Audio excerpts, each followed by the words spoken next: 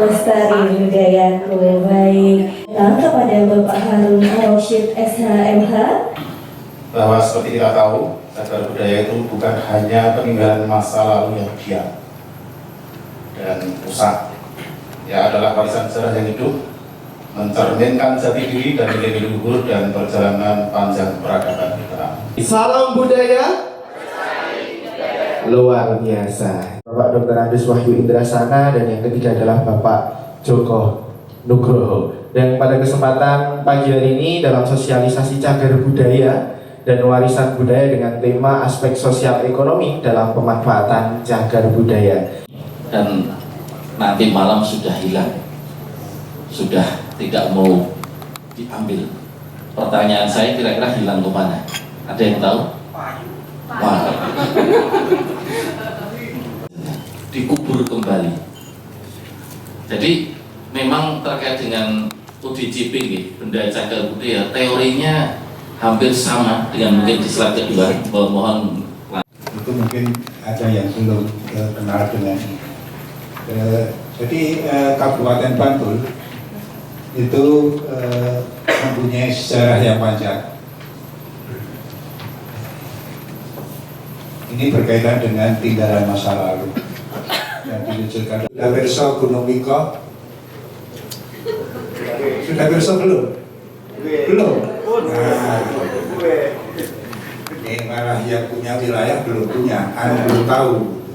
Banyak, malah justru Bantul itu paling top itu yang Islam. Ada kota gede, walaupun sebagian ada masuk kotanya. Dan kita tampilkan. Lanjut. Yeah.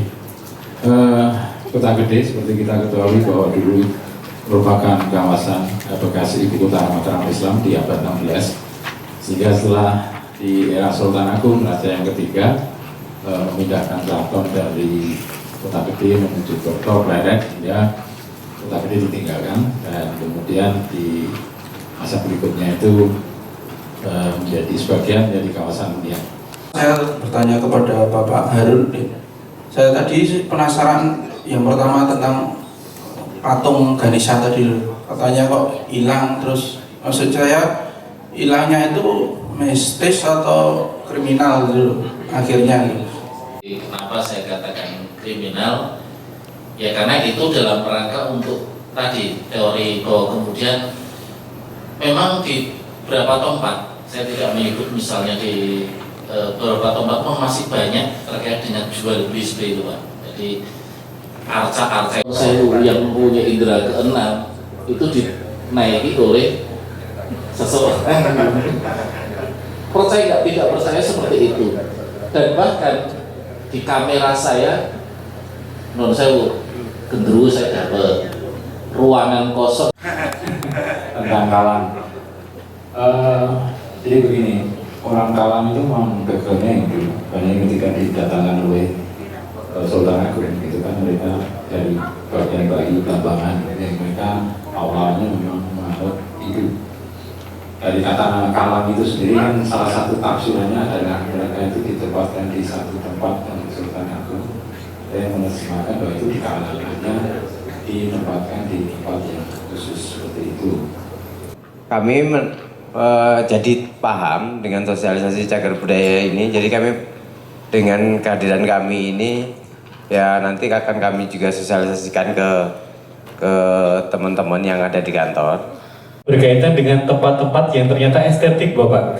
Dan saya berharap nanti ke depannya juga teman-teman fotografer juga di Kabupaten Bantul selain ikut mendokumentasikan cagar-cagar budaya ini, pada pagi hari ini untuk wawasan dari teman-teman dan yang jelas untuk pembuatan video ataupun upaya pelestariannya dari pemateri hebat kita. Semoga ilmunya dapat bermanfaat dan dapat diimplementasikan ya.